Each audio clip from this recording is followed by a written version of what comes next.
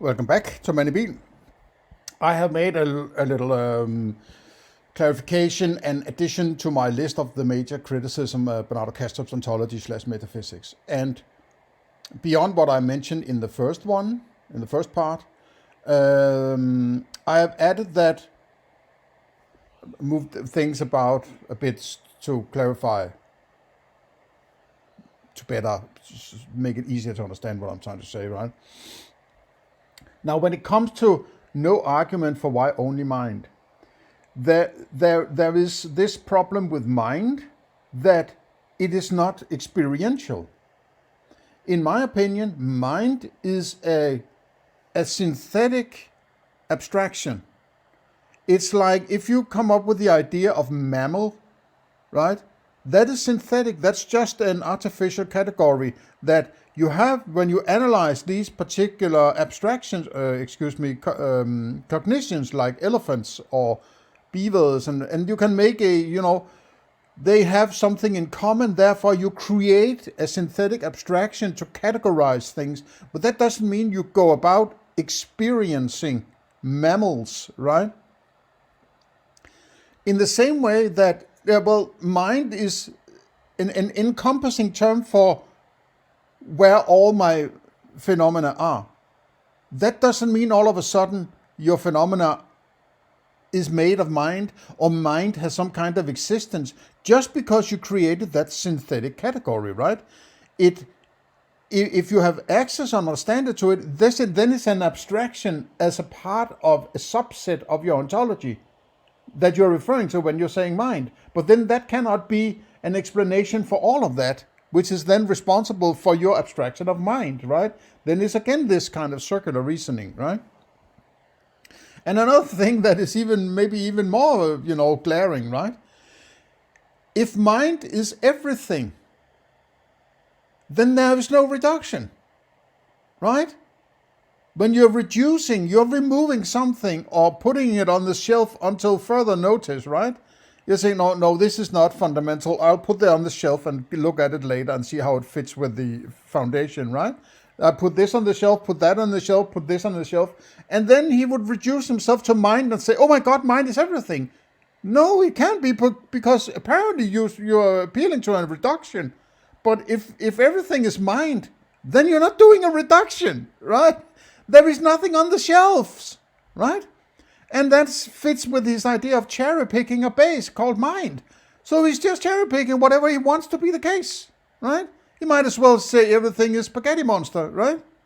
That is equally valid. It sounds more stupid, right?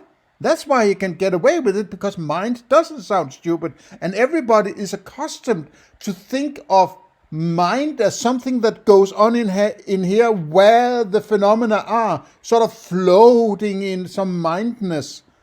That's just an abstraction, and it's a synthetic abstraction. That's why it's dysfunctional to use as a base for your philosophy, right? Okay, another thing is that, which is a sort of an inspiration from the prior part, right? An appeal to entropy is invalid, and it's along what this guy also says. I forget his name, but I'll look it up later, right? That entropy is an interpretation, a rationalization maybe, from your dashboard, right? What he calls the dashboard. Then entropy cannot be out there, right? It cannot be in there. Yeah, you can't say it isn't out there, but you can't say it is out there either, because if it's limited to the dashboard and an interpretation on your inner side of that dashboard, then you can't talk of entropy being a part of that external world. From the same reason that you're saying that that external world is a completely different paradigm than your dashboard. And if, entropy must be an interpretation of your dashboard, then entropy cannot be a part of that external world then. Then that entropy argument falls to pieces, right? It is kind of incredible, all these errors in his thinking, right? And then a new one I've added down here, right? he calls mind at large, which is basically what he says when he says everything is mind. He calls it mind at large. I think it's a reference to Aldous Huxley, but I don't know that for sure, right? He called that mind of, maybe he doesn't call it God, but he says something like, I'm paraphrasing, well, if you want to call that God, I'm fine with that. I have so much respect for religion, right? But then you might as well call it the spaghetti monster. What's the fucking difference, right? It doesn't come with the right connotations to call it the spaghetti monster because these are crazy people talking about a spaghetti monster. But that's it equally. You might call it Santa Claus, you might call it Bob, you might call it Fniggy Fniggy Fnoggy Fniggy, right? Why call it God of all things you could call it? Why call it God? Because it comes with so much baggage from thousands and thousands of years of child abuse, right?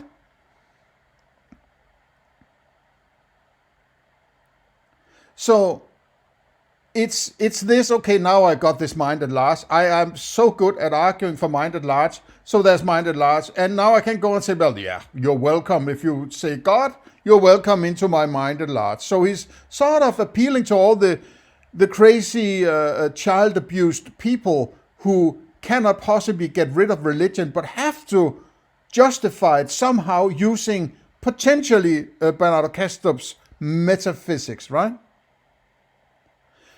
The point of the spaghetti monster is to point out how ridiculous religion is and the idea of God, right?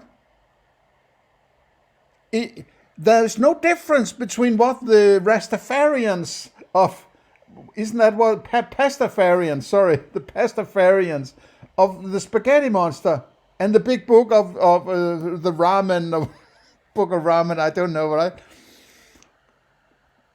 And the God, there's no difference, right? They're wearing their colanders on the head and the other has tea bags on the head and a staff, right? What's the fucking difference? There's no difference. There's no ontological difference, right?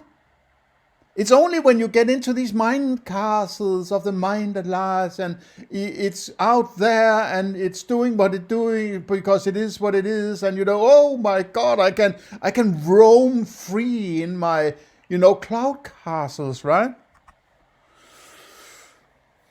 So this is a problem, right? Appealing to culture, let's say, right, to be nice, by appealing to God it's not really an argument from my point of view as such, right? But I get very, very suspicious when philosophers, when you're in that mind realm of, I can do whatever I want in my little cloud castle, and then they start to talk about religion and God and so on. It's like, okay, crazy boy, right? Okay, let's get back into the video with absolute philosophy. And I hope I'm trying to fit these 3 windows in a fashion in my streaming here that is useful, right? Without making it too small or too large, right? But it can't fit in some of the perfect quadrant or something. It has to be something like this, at least so far. But there's room for adding something to the list, as you can see over there to the left, right? So as we go along, there might come new stuff on the list. One, he wants to undermine to convince us of something different. Now, I don't know of any philosophers that have adopted a position like perfect indirect realism. It is true that again, it's an appeal to popularity, right? That's not an argument. Most philosophers think we perceive the world indirectly via something like a screen of perception. But they say this because they think what we see on the screen doesn't match the way the world really is. In fact, they use the screen to explain things like hallucinations and illusions, and also to explain how the world appears the way that it does when science tells us that the real world is very different. I've actually done an entire video on this topic, so if you're interested, you can see the link in the description or above. This area about how to understand this, he calls perception, an external world, the the directness or indirectness and the quality compared to what might actually be an external world and so on. This is a garbage dump of all sorts of weirdness, right?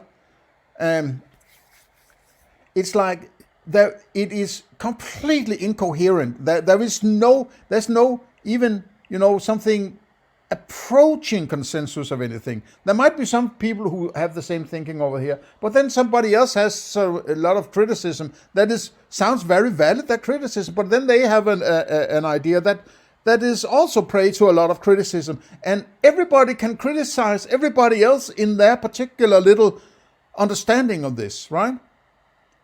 It all comes back to the problem I talked about before.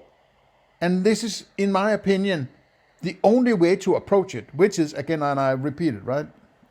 And I'm sorry if you have heard it many times before, but if you say, and I'm saying if you say, I'm not saying I'm saying if you say my experiences is in my mind, and you could also put it this way: if my phenomena is in my brain, and my brain is in my skull, and my hand is here outside my skull, right? Then either your hand cannot be an experience. If it's outside your skull, then it's outside. It's not a phenomena then, right? Because then it's outside your brain also, right? But if your brain is confined to your skull, there can't be an experience. But how could I have any reference to it if it's not experienced? So it must be an experience. Otherwise, what the hell am I talking about then, right? I'm experiencing hand right now, right? Or I'm referring to a hand that I call an experience. Then if it's an experience or a phenomena, then it must be in here. But then why am I saying it's outside that confinement of phenomena? There is a problem there. There is a paradox built into that kind of statement. And it is because of the inside-outside dichotomy and a naive or incorrect approach to understanding how to place things on either side of this dichotomy, right? Now, the point is, in my opinion, you have to retract away from the dichotomy. You have to retract into a solipsist stance and build from that. And if you want to bring that dichotomy back, you have to argue very well for it. That's what none of them do. They all take for granted, even idealists, they keep that materialist/physicalist understanding that there is an external world. That comes from physicalism, right? In my opinion, that's the external world that physicalists are talking about. Idealists keep that external world, but they say it can't be my experience, which is correct. But why do they keep that external world? Because that goes away also, right? Think very hard about this. At least you have to come up with an argument, and so long as you don't have a very, very good argument for that magical of, fairy tale, legendary external world, how do you get to it? Then nothing is handed to you, right? So you have to retract into saying, okay, I have these phenomena, and that's why it's a very good approach to start out by do some reduction, find the base, build an ontology, and work from that. When you have classified all your phenomena, look at those phenomena and say, what aspect of that phenomena makes me able to argue that there is something beyond it, which is that external world? In my opinion, you can't argue for it. There's nothing about your phenomena that must lead to the conclusion that there was something beyond those phenomena. It's sort of built into the statement, right?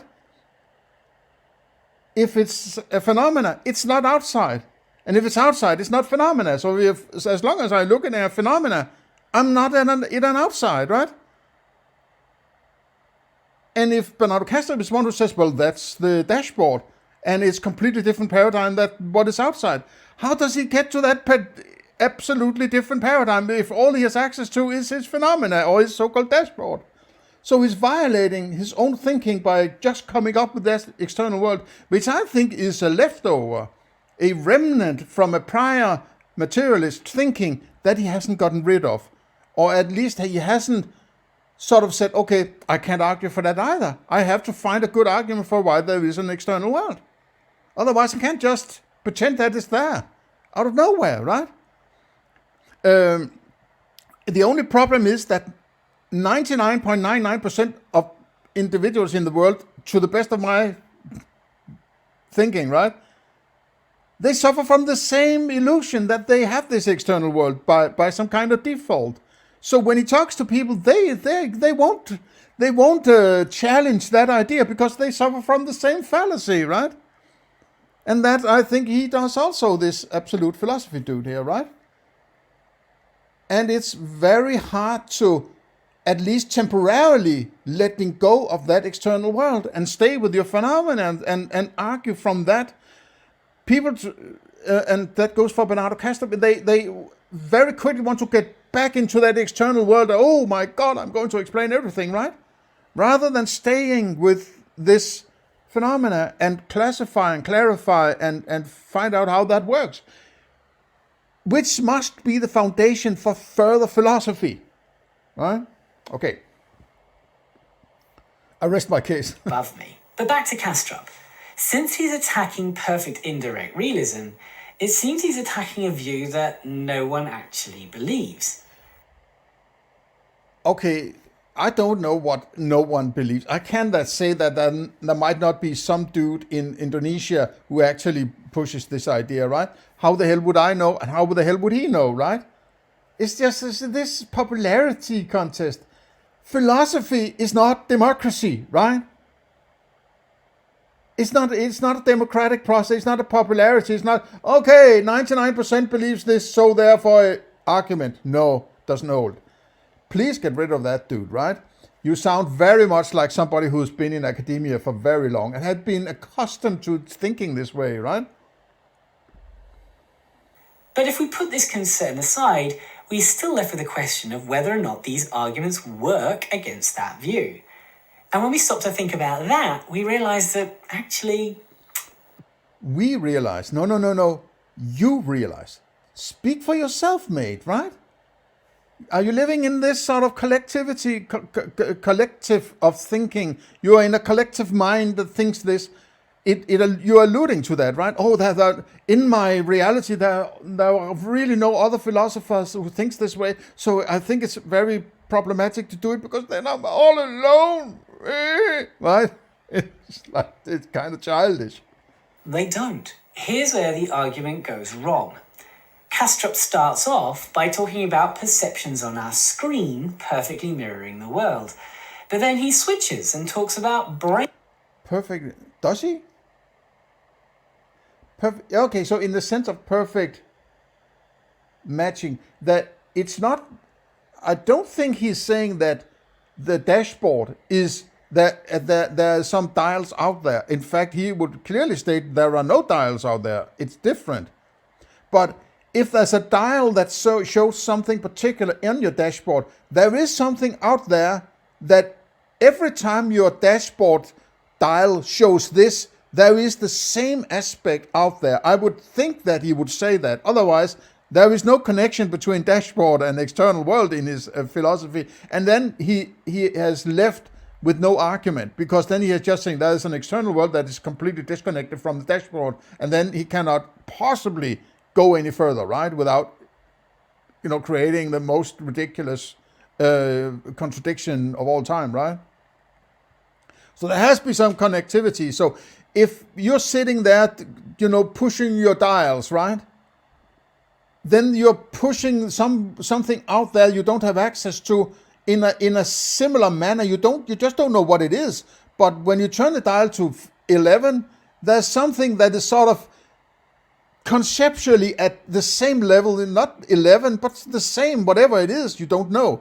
But every time you turn it to 11, that's when you get your pizza, so to say. So in order to get the pizza, At the end, you need to turn this to 11, and then the pizza comes, in a simplified fashion, right? It's not like every time I turn it to 11, then it's a beaver. I turn it to 11, then it's an elephant. I turn it to 11, then it's a pizza. No, every time I turn it to 11, a pizza arrives, right? It's a metaphor for the thinking, right? I think. But he is not saying that there are dials out there, right? Obviously. So if it's a perfect indirect, it's perfect in the sense that every time a dial is 11 on his dashboard, there's something that is in the exact same state in that external world, but he cannot tell you what it is, right? Or I would say he cannot tell what it is, right? But if that's correct understanding of Bernardo Kastrup, then that's the way it should be understood, in my opinion. When your dial on your dashboard is at 11, metaphorically, there's something that is in the same state out there, right?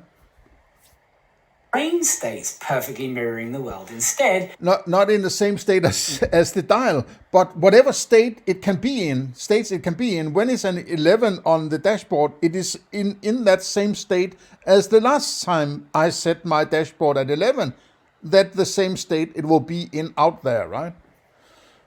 Without explaining the change of subject. If our perception were a transparent window into the world, then our internal representations, our internal perceptual states, would mirror the states of the world out there. If we were to mirror the states inside our brains, as you see here on... Now he appears to some unclarified states in an external world, as far as I remember from this presentation, which, by the way, he pushed some government lawyers on me for deconstructing this whole, or attempting to at least deconstructing that whole series, right? But he appeals to he just brings it in. Oh, there are states 1, 2, 3, 4, 5, 6 out there. But where does that come from? You can't just bring shit in out of nowhere, right? It's proto-ontology in order to explain an ontology. You can't do that. That's invalid thinking, in my opinion, because that's turtles all the way down, right? On the left-hand side, the entire dispersion of the states of the outside world would be mirrored in the dispersion of our brain states. Okay, so this is the entropy argument.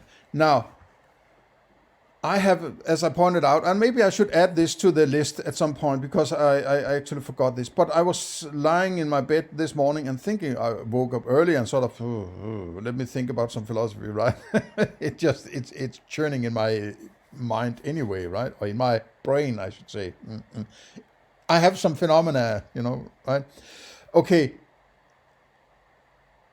He comes with a claim that there's an external world that is hugely complicated, and his dashboard is a simplified version. How does he get to do that? How does he get to an understanding that whatever is out there is very complicated, right? He's starting to ontologize what is going on there, right? He's just saying it out of nowhere.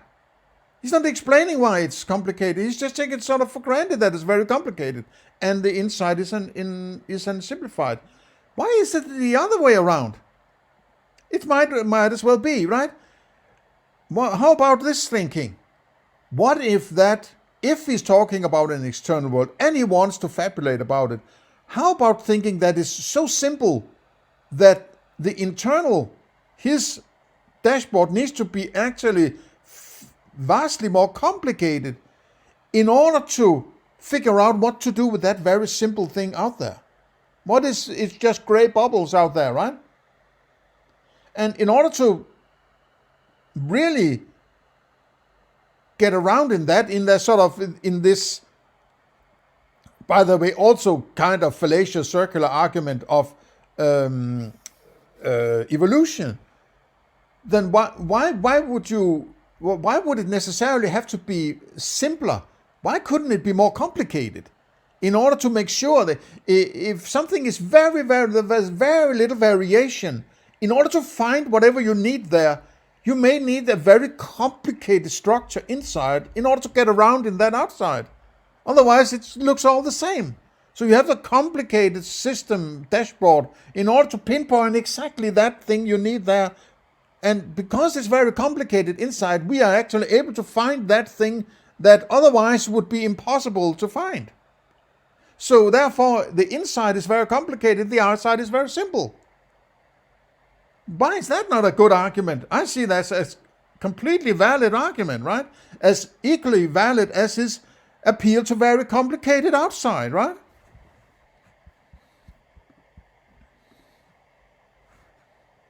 Nobody would ever think this is how things work.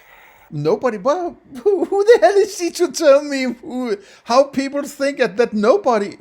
I mean, 8 billion people on planet Earth and God knows how many other beings out there in a potential universe beyond our solar system, right? I mean, which again is a representation on my dashboard, right? He is not very good at arguing, to be honest. These appeals to popularity is stupid, right? You need to do better than that, mate. When I look at this apple, I don't think there's some brain state that... Are you looking at an apple, or are you just referring to a particular aspect of your experience? You are in that phenomena. You are in that full 3D experience. You're just discussing a particular aspect of it. You are not looking at it, right?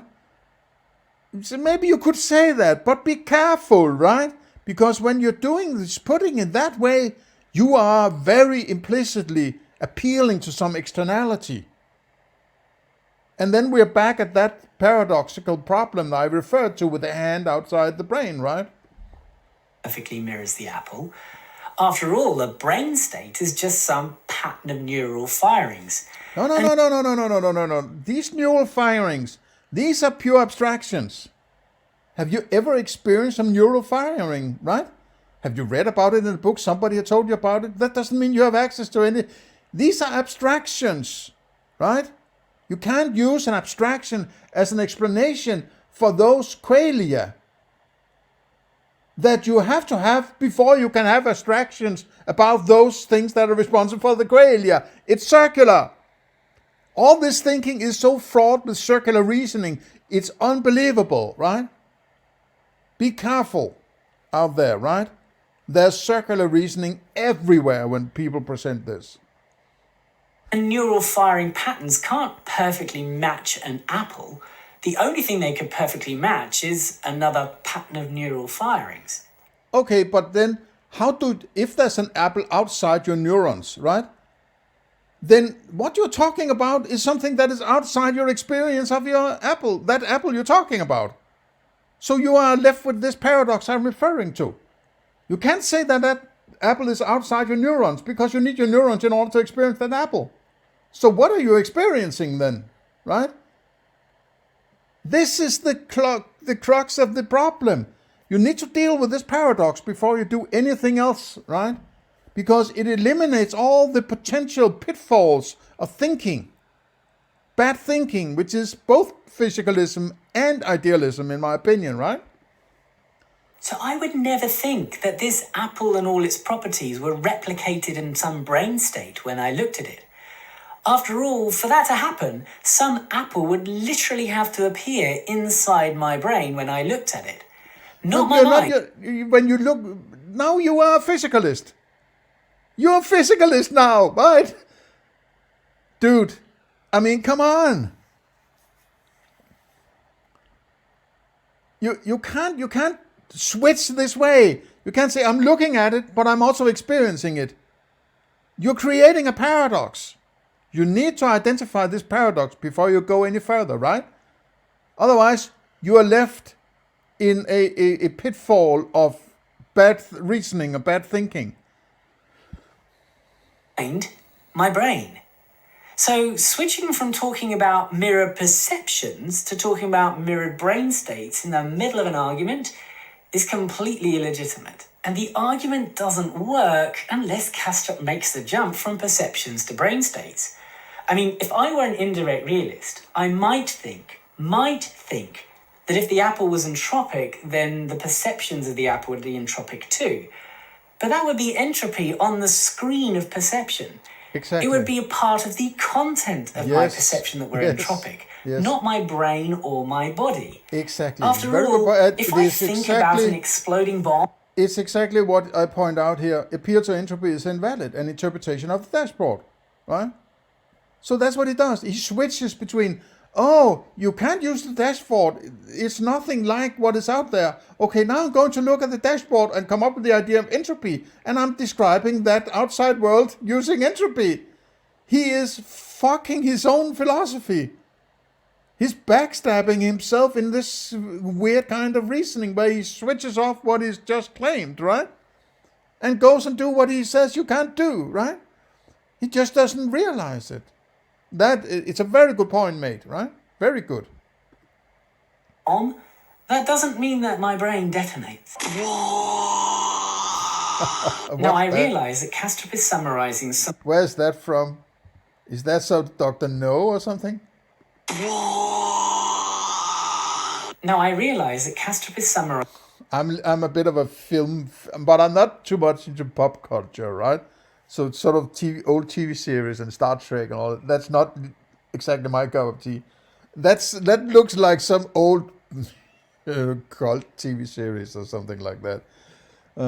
It gets a little tiring sometimes with all these, what do you call these meme things that are put into videos? And sometimes it's just like, okay, get to the point, right? So it is fitting sometime in order to, liven it a bit, but sometimes it gets a little too much with these meme things, right? Okay. Summarizing somebody else's argument. It's just a side note. It's not a critique of his video in any way, right? It's just a general observation of mine, right? In the scientific literature here. But as far as I can tell, either he's done a really terrible job at explaining that argument, or the original argument is just really bad. I think it's the original argument that is really bad. Because it rests on some proto-ontology that is undisclosed, apparently, right?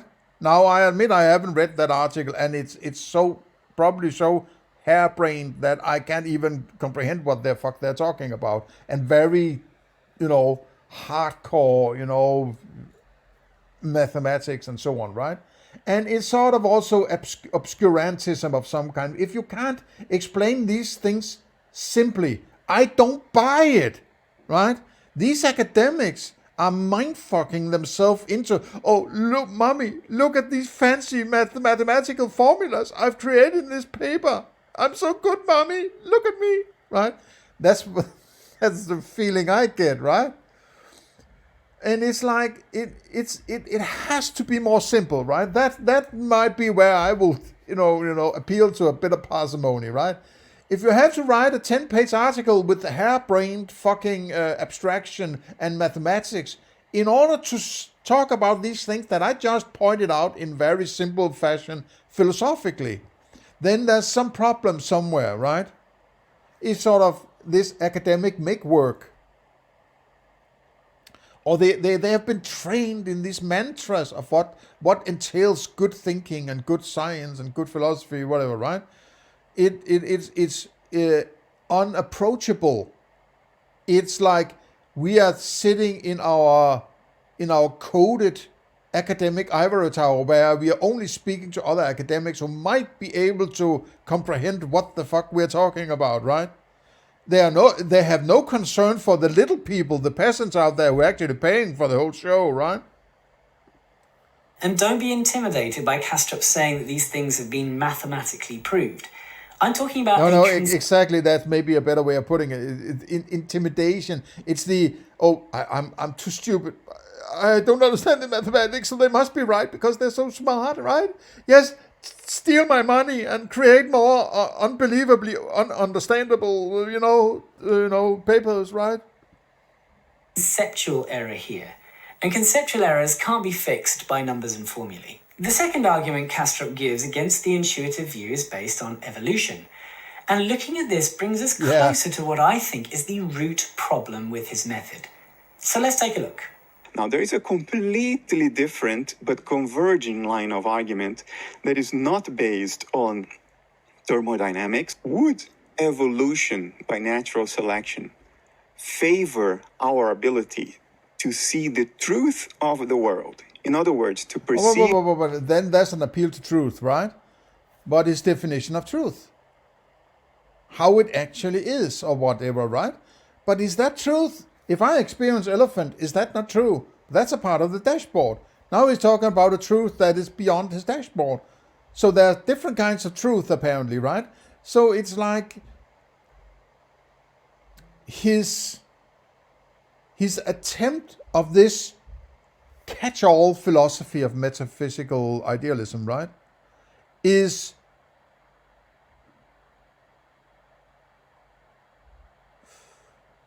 what do you call that? When you create something that isn't mature, that it's not fully formed, it's not complete, it hasn't been scrutinized. Is these good, healthy arguments, and so on and so on and so on?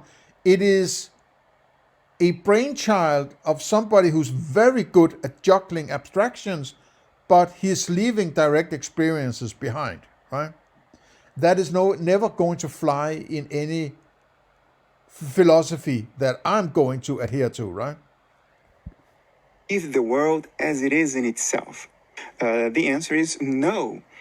Evolution would favor us not to see the world as it truly is, but to see it through an interface, a user interface that would allow us to act more quickly, act on relevant data, to give us an at-a-glance overview of what really matters, instead of seeing the truth of the matter, which may be too detailed, too complicated, and basically lead us to ineffective attempts to survive and would drive us to extinction. The idea of this argument is actually pretty simple.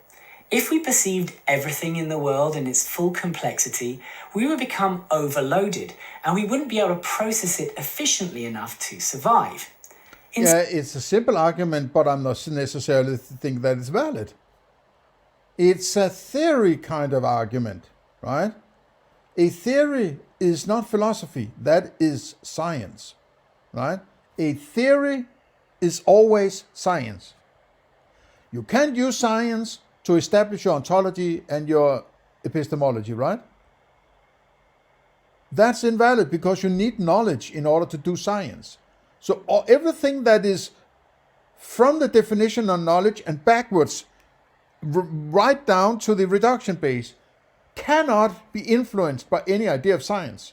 And if as in is my opinion, a theory is a scientific approach, it's a kind of abstraction, right? Then you are appealing to something that has no business being in ontology, metaphysics, or epistemology for that matter, right? So it doesn't work. It's a foundational invalid step. But another thing is, if you were another problem with it, that is sort of a sub-problem of the approach, right? Is that the idea of evolution is based on evidence. You can't experience evolution. You can't, oh, look, there's evolution over there, right? It's an interpretation of evidence. Evidence is something that is from your dashboard, right?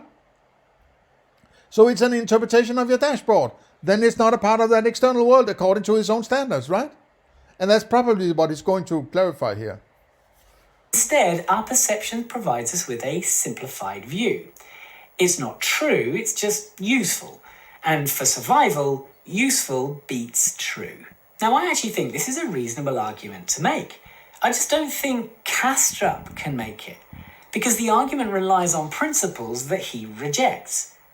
Take a listen to what he says straight after presenting this argument. The world as we see, the physical world, what appears on the screen of perception, the objects we touch, the flavors we smell, the sounds we hear, the forms and colors we see, these are the dashboard. These are dials on our instrument panel. The world as it is in itself looks nothing. It's a totally different paradigm. We don't know how it looks like, but whatever it is, it looks nothing like what we perceive. We do not have a transparent windshield into the world. Excuse me if I could stop this. He actually shoots himself in the foot here, right? this is actually, I mean, this is decent thinking and saying, yes, if I have an experience and I work from the idea of an external world, that external world cannot possibly be the same as my experiences. That's a very reasonable approach, in my opinion. But if all you have access to and all you can do is make abstractions and theories and things, then it's based on the dashboard, man, right? You are shut off from that external world. Then shut the fuck up about it, man, right? Don't think that you have some sort of, oh, yeah, but now I have a back door.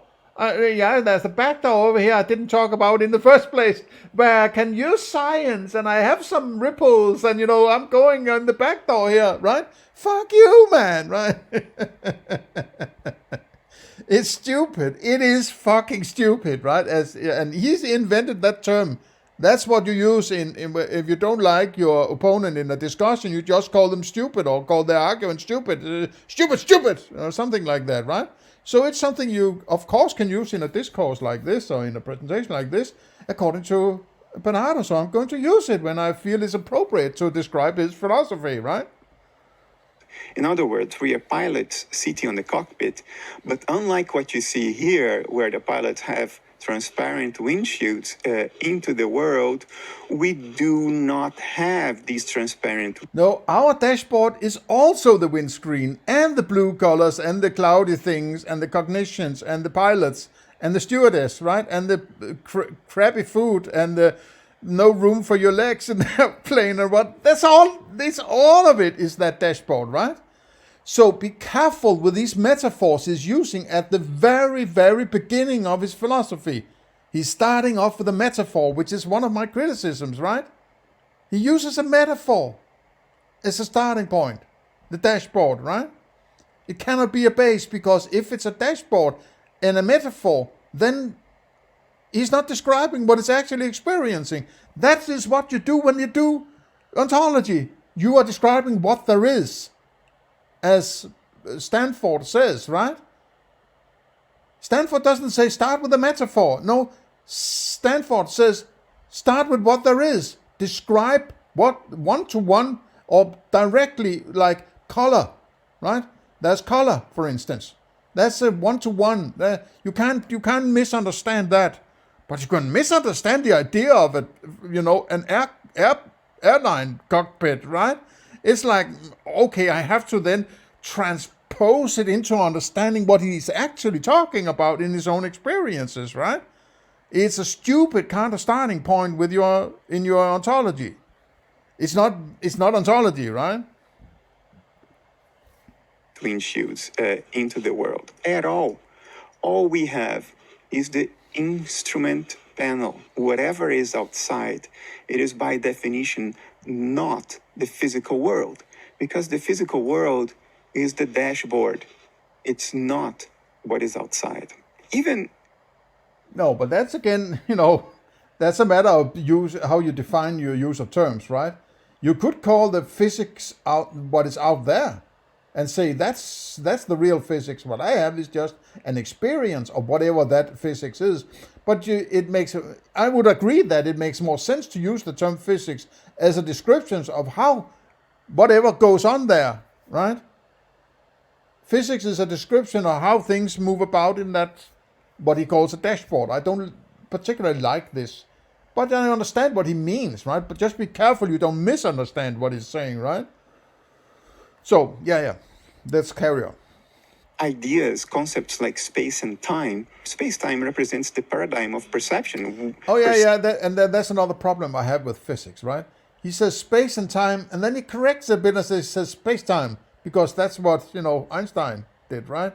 And he has to adhere to that understanding. I would like to keep space and time separated, because I think they're completely separated, right? Space is a particular aspect of how the placement is of your qualia and your cognitions. Maybe your cognitions is not a part of that presentation, but the three-dimensional thing that you're referring to is where all your qualia are placed, in particular the colors, right? And then you cognize among it like elephants and loudspeakers and MacBooks, right?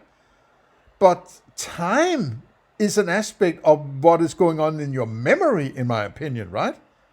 Don't mix it up. It might work in your physics, so to say, to bring in time. Fine. But don't lump them together as if they're sort of within the same category. They are different categories, in my opinion. Perception can be described in terms of a scaffolding of space-time, but perception is the dashboard. This is space-time. It's the stuff in the dials, is how we make sense of the stuff that is presented to us on the dashboard. Space-time, it's not outside. So if that's what the physical world is, the dynamics of the dials on the dashboard, then what physics studies is the behavior of the dials, how the needles move with respect to one another. Maybe this needle is moving this way, and every time it moves this way, that needle... Or you take the beaver and bringing up the Eiffel Tower and you let go of the beaver, right? Then there's a dial called beaver, there's a dial called Eiffel Tower, there's a dial called Earth, right? You let go of the beaver and the beaver moves, and then the dial called the beaver is changing because it moves to the Earth and so on, right? That's the analogy. But then I would like him to talk about Eiffel Towers and beavers and that instead of these abstract dials, because that's what the actual ontology should be. He stays within that abstract idea of dashboard, and then he goes further down the line of his abstract cloud castles, right? He never gets back to any handling of qualia and cognitions. He just refers, that's the dashboard, right? Now I'm in my mind at large, mind daddy Ripple world, right? But it's all based on what is within actually going on in that dashboard thing, right? That's where it all starts. Needle moves the other way. And another problem I might add to this list is that because he calls it a dashboard, there is a connotation built into the understanding what a dashboard is. A dashboard is a representation, right? And because I called it a dashboard, therefore there must be an external world. Or he chose the term dashboard because it already works from the idea of an external world. That's why he calls it a dashboard. And because he calls it a dashboard, people might think that, okay, that's why there is an external world. So we are in this circular argumentation structure again, right? Can write some mathematical based on something that is taken for granted, right? equations relating the behavior of this needle here underneath to the behavior of that needle here on the top. This is physics. Physics studies, models, and predicts the behavior of the dials on the dashboard, which is what we call... Exactly. And that's why I like to point out again, appeal to science to settle ontology is dysfunctional, right? Science is an interpretation of what is going on in your ontology. And with the clarification of what you mean by knowledge within that ontology. So you can't use science to settle that ontology. For instance, DID, dissociative identity disorder. You can't use it to clarify your ontology, because you need to have clarified your ontology and your idea of knowledge before you can do that science you call DID. It's circular, mate. Called the physical world as displayed on the screen of perception. Therefore, physics is a science of perception, or to say the same thing in different words, it's a science of the dashboard. So Kastrup believes that the world of our senses, the world of our perceptual experience, is the physical world. It's our simplified view that's presented on the dashboard. Further, he thinks things like space and time are just features of the dashboard. They're not how things really are in the world itself. He also thinks that our theories of best science are theories that relate dials on the dashboard to each other. Again, they don't tell you how things are in the world itself. But this new understanding of the world then undermines his evolutionary argument for it in the first place. Evolutionary theory is based on empirical science, so it can only ever tell us things about the dashboard. Empirical science, which Evolutionary would theory be... itself is a theory about how dials on the dashboard... which would be an appeal to evidence, right? When you're seeing a fossil, you're not seeing that animal that might be responsible for that evidence that is the fossil. You're not interested in the fossil, you're interested in the animal that ended up being the fossil, and because of your understanding or your imagination or abstraction of that animal, how it would be in the past, based on the evidence, you're constructing an idea of how that animal became that fossil and all that went on in the past. But the past is an abstraction based on evidence and abstractions into the past, right? So that's why I don't think that you can use evolution in any kind of argument, because it's not, at least not in ontology and epistemology, because it is an abstraction based on knowledge, the knowledge of the evidence, right? That evidence cannot go back in ontology and explain ontology. So evolution is cut off for explaining anything in ontology and epistemology, in my opinion. Relate to each other. And if time is purely a feature of the dashboard, then any notions that rely on the idea of time, like survival, procreation, genetic mutation, and a whole host of other evolutionary notions, these too only apply to the dashboard. So here's the main problem. How could a theory of the dashboard ever tell us that the real world was more complex and that the dashboard is just a simplified representation? Very good point. Yes, what we need to show that is evidence that the real world is more complex than the dashboard. But according to Kastrup, evolution only ever tells us things about the dashboard itself, and that could never be enough to make Kastrup's point. So here's my diagnosis of the root problem with Kastrup's method. Exactement. In my point, it's a rephrasing or a different way of presenting that critique point, but I think it's basically the same critique point I make, just with the other words, right? So it's about, at what point in your philosophy are you able to do science, right? Your philosophy is foundational. It's your philosophy. You can't just say, yeah, somebody handed me some philosophy, there's some proto-ontology that enables me to make my ontology. No, you can't do that. Because then you're taking something for granted, right? So you have to start from your own scratch. You have to start from your own blank slate of philosophy and build on, reduction base and ontology and epistemology and knowledge, objectivity, and then you can maybe start to say, okay, now I'm coming up with a scientific method, right? Which is a principle based on knowledge. Empiricism, right? Which is a classification of knowledge. So you have to have knowledge before you can do science. But then if you're doing something that is structurally before knowledge in your philosophy, then you cannot appeal to science. And if entropy is an appeal to science, and evolution is an appeal to science, or dissociative identity disorder is an appeal to science, it's invalid in anything that is before knowledge, in the structure of your reasoning, of your philosophy, right? And I would say that reduction-based ontology, metaphysics, epistemology, and knowledge is all of it is before you can do science. So anything that is an appeal to science is invalid to be used in these ends of philosophy. He seems to adopt scientific realism when he's arguing against the intuitive view and some of the views of others. But then he switches to scientific anti-realism when collapsing the difference between the world of perception and the physical world. Now, I realise that this is quite a dense claim, so hang in with me while I explain it a bit more, because I think it's really important to understanding what the real problem is. Scientific realism is the view that the theories of science are true, and that it can't be true. But it may be depending on your definition of what you mean by true. So that's very, and what is the appeal to truth? What is that? Why do you need an appeal to truth? If it's true, it's correct. Is that it, right? Well, don't you need knowledge in order to say it's true?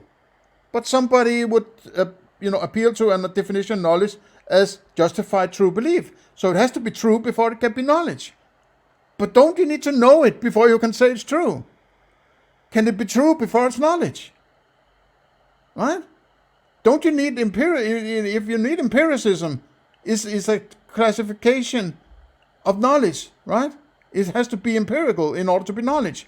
Then if it's scientific and you can create a truth, then you need knowledge before it can be true. Right?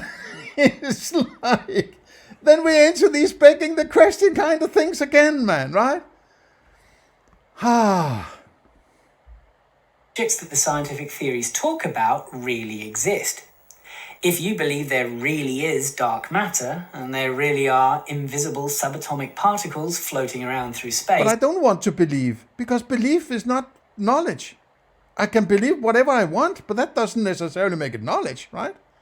And if I need to have a belief based on some kind of knowledge, then that belief cannot become knowledge, because I needed knowledge in order to create the belief.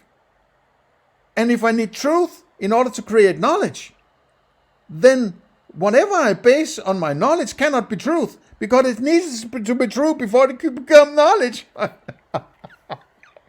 It's like these academics, man, right? They are so good at, they at least I think they're good at just, juggling all these ideas and concepts, or, philosophical ideas. And then it all falls to pieces, apparently, because they are creating all sorts of circular reasoning in this epicycle system of epistemology, right? The reason, I think, why epistemology is so fucked up beyond recognition is because they haven't dealt with an ontology, because they haven't created a good reduction base, because they have an understanding of this paradox of the inside-outside, right?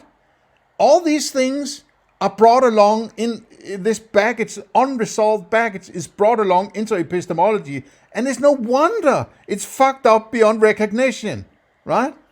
Because they haven't dealt with the foundations yet. Then you are taking a scientifically realist view towards the theories of science. It's scientific realists that say that scientific theories tell you what the real world is like and the objects that make it up. And you'd need to adopt the realist attitude if you want... Yeah, but again, it's like, I'm not sure about this scientific realism, anti-realism. I'm not sure I understand what he's trying to say, so I'm not going to criticize his argument here, right? But I would refer to what I said, that he is switching, he is jumping into trying to argue in a way he just said that he's not allowed to do, right? So if that's what he means by scientific realism and anti-realism, okay, fine. So then we're on the same page there, right? Okay, I will leave it there at 16 minutes and 49 seconds and say I'll get back to you in part 3, right? So have a nice day. See you there.